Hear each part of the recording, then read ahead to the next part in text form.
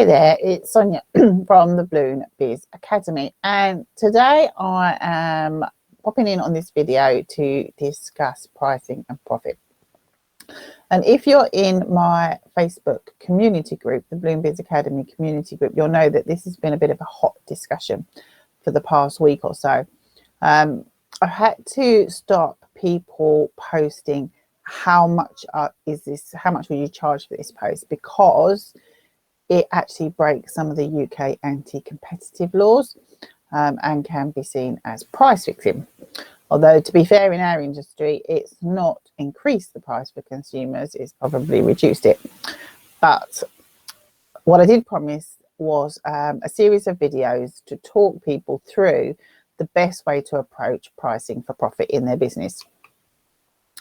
And the first thing I want to say is that everybody starts at zero.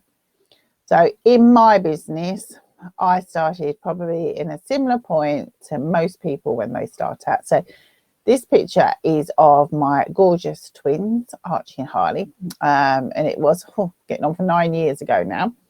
And this was actually one of the first balloons I ever made for sale. And at the time, you know, balloons was a hobby. I got to a point where I was making lots and lots of balloons. I didn't really like popping them. I didn't know what else to do with them. My friends and family were probably sick of the sight of me keep donating balloons to them. So it made sense. People were asking to purchase, and without even really intentionally going out to set up a business, my hobby and my passion turned into a way of making money. And it seemed brilliant at the time, because it meant I could fund my hobby, and my balloons went to homes where they were appreciated.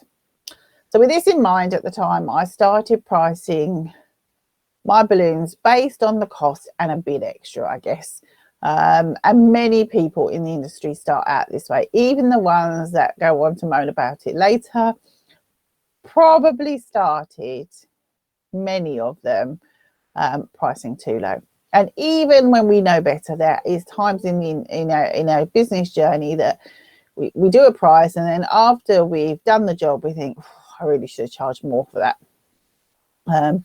So if you're aware that you're pricing a bit low in your business, then I just wanted to say up front on this video, you are not alone. We all started a similar place. Unless you'd run a business before your balloon business, or you come from a family of entrepreneurs and you'd been around the whole running your own business, being self-employed arena before, most people start at a very similar place.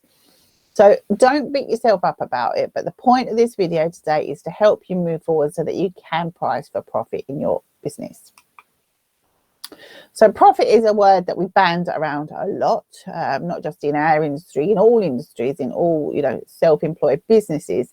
The whole purpose of running a business is to make money, and more importantly is to make profit. So you start out by charging your customer X amount of money, and out of that money that they pay you, you've got to take out your direct costs. That's the things that you need to make the balloon design.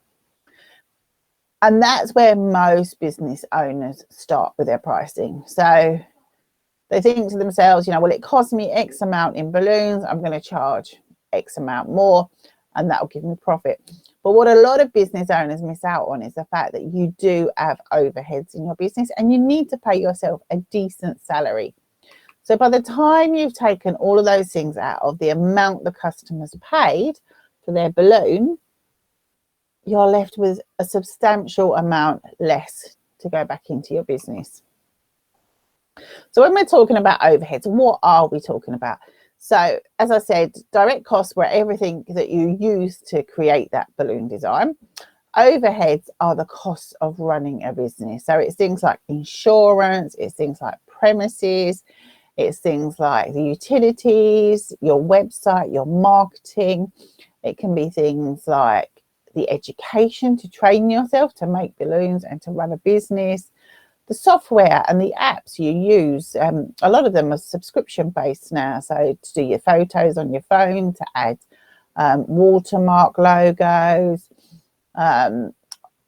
I subscribe to online coaching, have done for many years in my business, because it accelerates your growth so much, but obviously it's still a business overhead. And then you've got your balloon equipment, so your valves, your pumps, all that type of stuff, and your office equipment, because you can't run a business of any description without at least a phone to run it off, but also usually a computer and such like office equipment. So all of these things add up and have to be paid for in your business. In the industry, typically, the industry average that's promoted by all the job costing forms and calculators out there is 35% for overheads and 20% for profit. Now, this is not an absolute, it's an industry minimum, if you like. So if you have got a shop in the middle of, I don't know, Mayfair in London, your overheads, or if you're on Regent Street or Oxford Street, for example, your overheads are going to be way higher than 35%. If you have an ambitious plan to grow your business over the next 12 months, you may want more than 20% profit to achieve that. So this is a starting point, but you should be aiming for at least 35% overheads and 20% profit. So why do you need profit in your business? Well, it enables your business to grow, because you can't grow a business if you don't have surplus funds that you can reinvest to be able to expand. So to get a vehicle, to buy more balloon equipment that's going to make you be able to produce more balloons, to get premises, to expand your staff. Everything that you want to do in order to expand your business requires reinvestment, and that requires you to make a profit in your business. It also sets customer expectations around pricing within your business, but also within the industry as a whole. And if your business is not profitable, and if the marketplace is not profitable, and customers perceive that balloons are of low value and are only prepared to pay a low amount for them, it makes the industry uninvestable. And one of the things that I know from working in sales and marketing for over a decade is, if a marketplace becomes a low price point marketplace, as an investor in that marketplace, so manufacturers, wholesalers, etc., you start to question about whether that marketplace is suitable for your products. And I have sat around the table where we've decided not to launch products in certain countries because we don't believe the customer expectation for what they're prepared to pay will enable the businesses to be able to afford the products. And as a company, we're not prepared to reduce our profit just because the profit in that marketplace is reduced. The other thing that we often do, big businesses often do, is they have a launch plan. So they'll launch in certain countries certain products, and they'll saturate those marketplaces, and they may not launch in other countries for several years.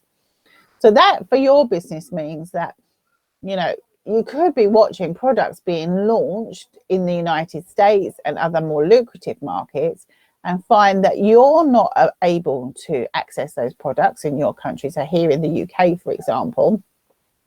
And it also means that if the products become available, because the market's been driven down to a low price point, those products become unfeasible for your business, because you won't make any profit on them, because the customer's not prepared to pay the additional value for them.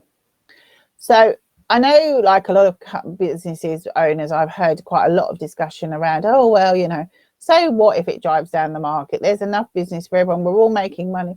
But actually, there is a knock-on effect for your business, because particularly when you're starting out, you often feel this way. And it's often the people that have been around for a lot longer that start moaning about new people, low prices, degrading the marketplace, reducing buyer expectation of price points, etc., because they understand.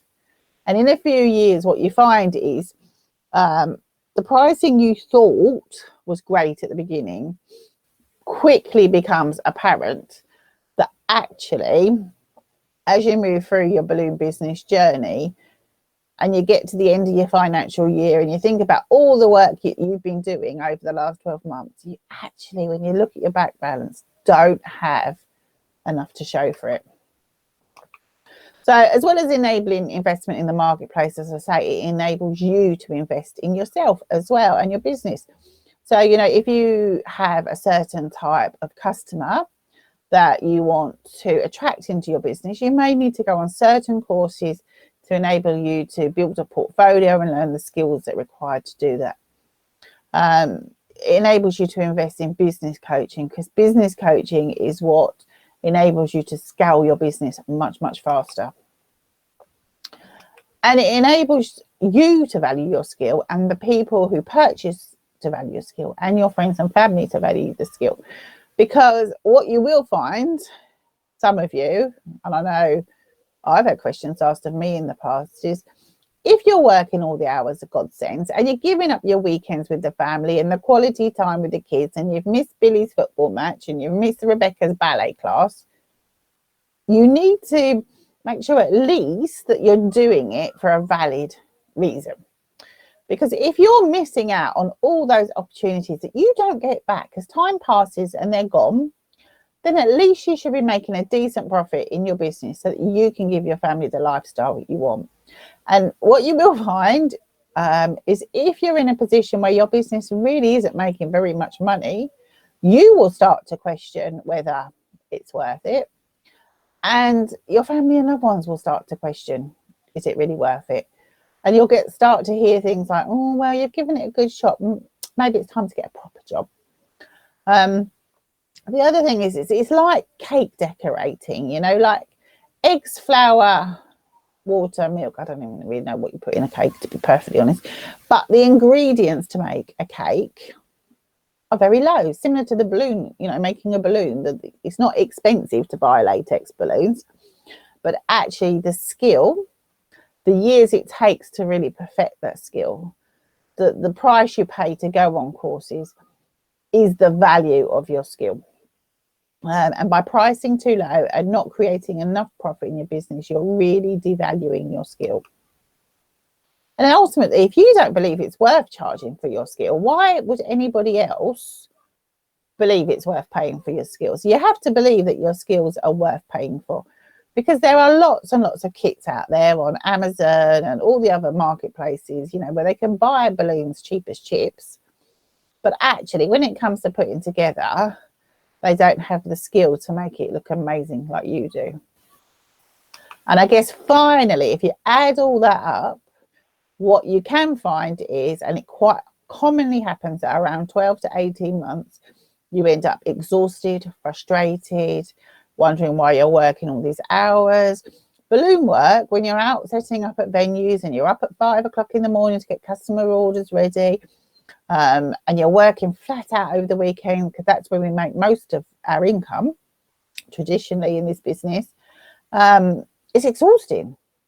And if you get to the end of your financial year and you're not really seeing a return for the hard work and effort you're putting into it, many people give up their balloon businesses around 12 to 18 months and just go and get a proper job. So if you're in love with running your own business and you're in love with balloons, you need to make sure that you are pricing for profit, because it's not sustainable if you're not. Even if your income is the second income in the household, the amount of hard work that you have to put into it means that you're going to wear yourself out and you're not going to see the benefits. So I would challenge you also, when you're thinking about profit, to think about how many hours you actually really work in your business. So often we think about the time it takes to actually put a design together.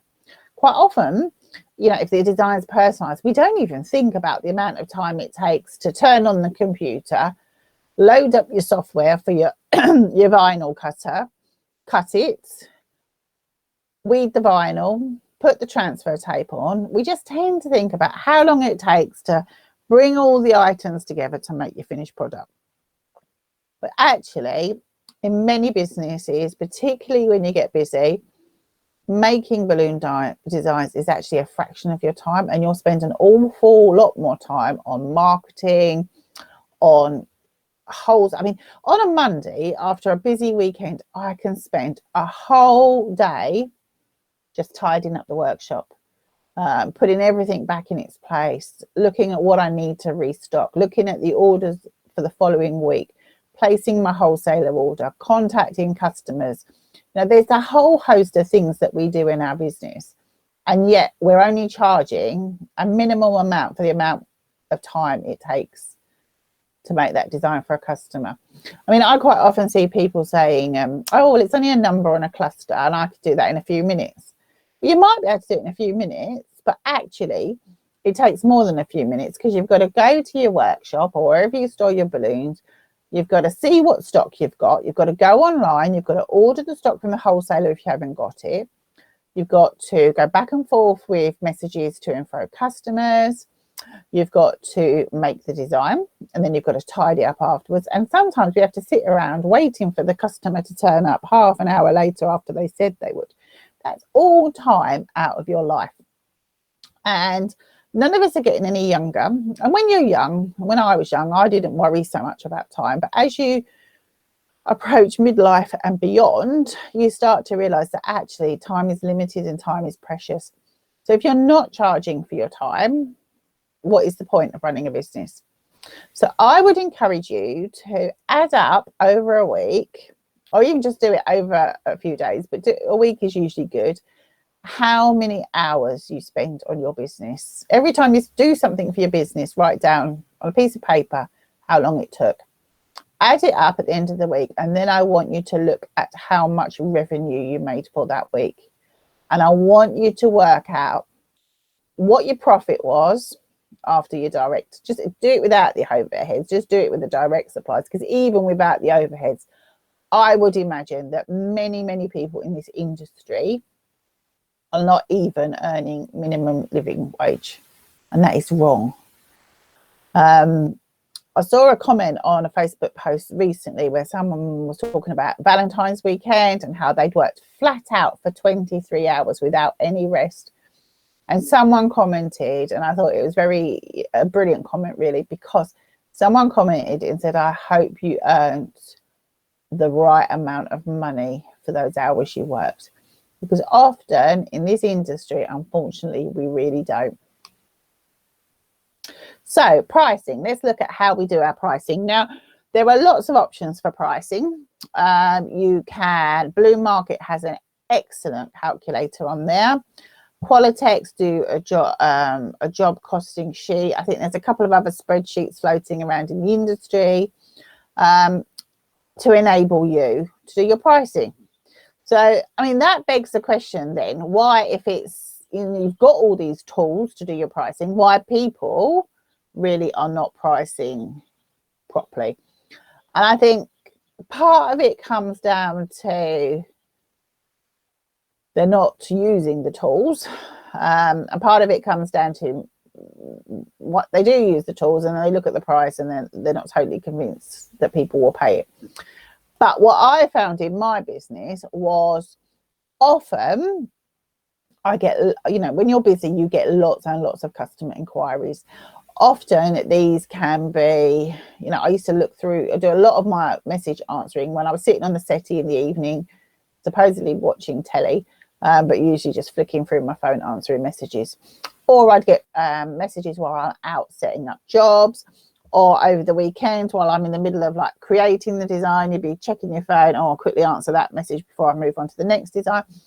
And in many of them situations, I found it just wasn't practical for me to use the job costing spreadsheets, etc., because it meant getting my laptop out. And I didn't really want to have my laptop out while I was sat on the settee, because quite often in the evenings I'm pretending it's family time, as we all do when we run our business, and trying to be present with our partners and our children, etc.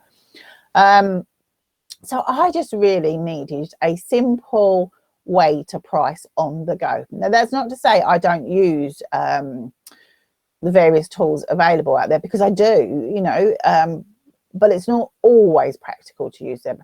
And what I found was, when it wasn't practical to use them, I was doing what I call guesstimating, where, you know, you work out roughly what it's going to cost you and then just guesstimate what you think you should put on top. And I didn't want to do that moving forward. I got to a point in my business about 12 to 18 months in where I was exhausted and broke, basically. About 12 months in it was. By about 18 months, I turned it around and I got it sorted. But about 12 months, I was shattered. I put so much into growing my business. My business had really took off beyond what I thought it would. And I just run to keep up with it. And I'd concentrated on improving my balloon skills, but I hadn't got to grips with the business side of things. And I just thought to myself, you know, if this is going to be a sustainable business, if I'm going to continue getting up every single day and doing what I love, I've got to get to grips with pricing, and I've got to find a system that I can just do on the fly. So that is why I came up with a much simpler system for pricing. So the way I do it is I work out my direct costs to make a design. I work out how much time it's going to take and what the value of that time is. And then I times it by 2.2 to get a minimum selling price. Now, some of this isn't set in stone, because sometimes I do change part of this. So quite often the direct costs and the time are pretty much standard. But I do change the 2.2, and we'll discuss that in a minute. But this gives me a minimum selling price. This means I will, whatever price this comes up with, I will not sell below that.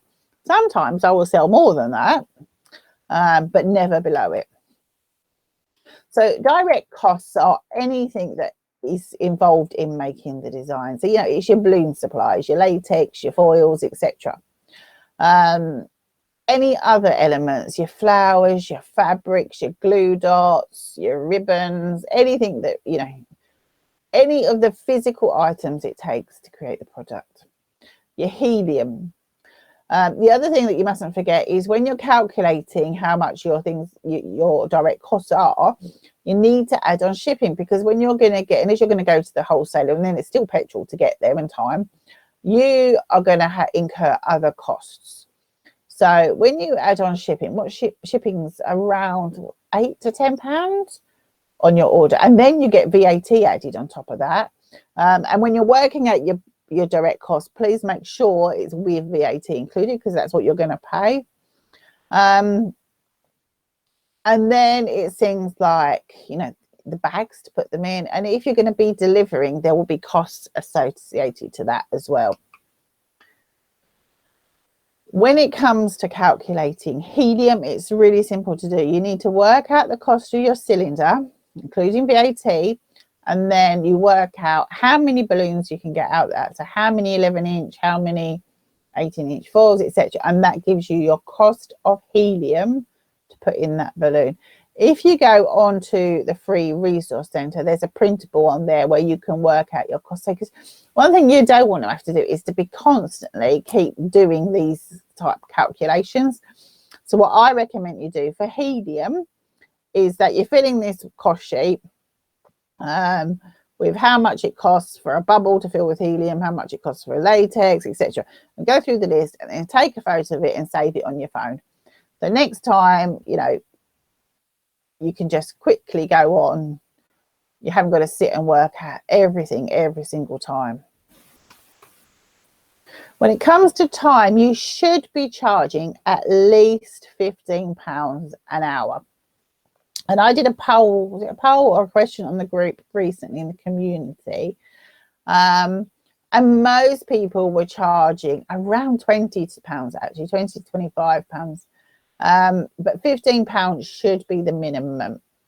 I charge £25 an hour in my business now. Because one of the things you find is when you start out in balloons, you're actually quite slow. But as you become much more experienced, you get much quicker. So if you don't change your value of your time over time, if I was still charging £15 an hour now, when I can do balloon designs in half the time, I'd actually be reducing the amount of money that I can make in my business. So £15 an hour should be your minimum starting point. And depending on where you are and what your skill level is, you should be increasing that as your skill improves. So once I've added up the direct costs and the time, I then multiply it by a factor. And 2.2 gives you the industry standard of 35% profit, 35% overhead, and 20% profit. Now, if you are in a city shop with large rent and rates, you're going to want to increase the 2.2. The other time that I increase it is I increase it for premium products. And we will talk about premium products in another video because I'm going to do these over a series. But premium products tend to be things like organics. My Cinderella carriage is a premium product. Some big dance floor canopies. Anything that actually has a much greater perceived value to customers. If it's something that your competition cannot do, that would increase my starting point. But your minimum starting point should be 2.2. And then that will give you your overheads and profits on that design. So as I say, there are alternative methods you can still use. There's a job costing sheet, there's a balloon market calculator. And if I'm doing a big quote for a big job, then quite often I will use the balloon market calculator because it's so much easier for me to itemize everything. But if I'm just doing a bit of a small price on the go, then I use my quick and easy way of doing it. What I recommend you do now is start with your most popular design. So what do you sell the most of? What are the things that are flying out the door? Check your pricing for that. Make sure if they're the things that you're making most of, you've got your prices right and you're making a decent profit. Because if you're not making a decent profit on the things you sell the most of, your business is not going to go anywhere. So start with those things now. So you make sure, because the things that you sell most of, bubbles are a big example. Everyone sells loads of bubbles. And if someone messages for a pricing for a bubble, because you make it all the time, you're not going to go through this process every single time, are you? Because you know the pricing for it. So make sure you know the pricing for what you sell the most of. And then moving forward, apply it to all new designs that people ask you to give a quote on. So just to summarize, pricing on the go, it's your direct costs. So however much it costs for the supplies, including the VAT and the delivery. For the delivery, I don't tend to, so obviously the delivery is spread across a whole order, and I try to keep my orders to a minimum. I don't like to order too often because of the cost of delivery, etc. It's a bit difficult at the moment with all the shortages. But normally I usually add £1 per order for delivery because I do big bulk orders. So if I spread out the cost of delivery across the entire order and the amount of designs I could make, £1 is quite reasonable. If I was doing a lastminute.com order for a customer, then I'm able to charge them the shipping in my direct costs, because I've had to, if I've had to incur an extra shipping cost, then as a business, all business costs should be passed on to the customer, because otherwise it just eats into your profit.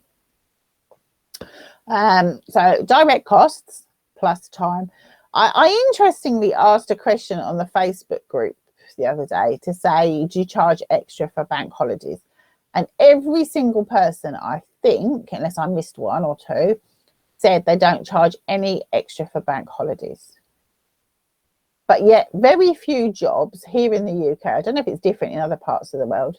I mean, I work at the hospital and I get paid more to work weekends, nights, and I get double time for bank holidays.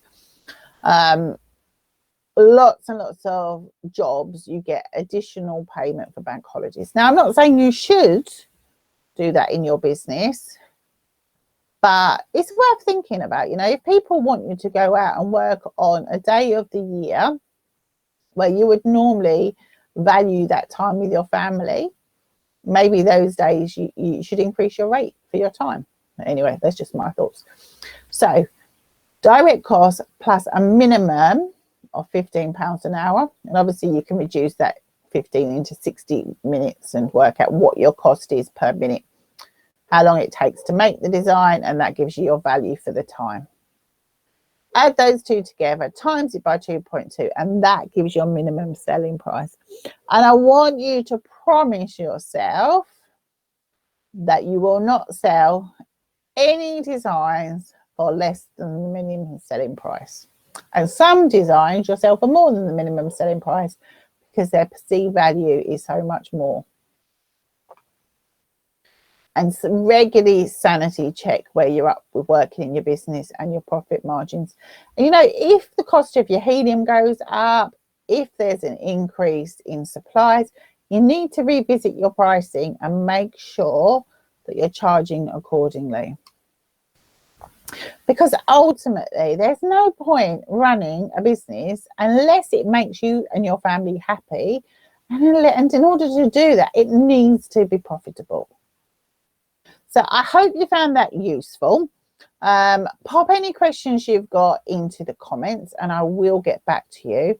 I am going to do a couple more videos. I'm going to do one on one of the things that always happens that when you do your pricing is that you come up with this pricing and then you look at it and you go, oh my God, why are my prices from doing this so much higher than other people's? There were a few reasons why your pricing might come out a lot higher.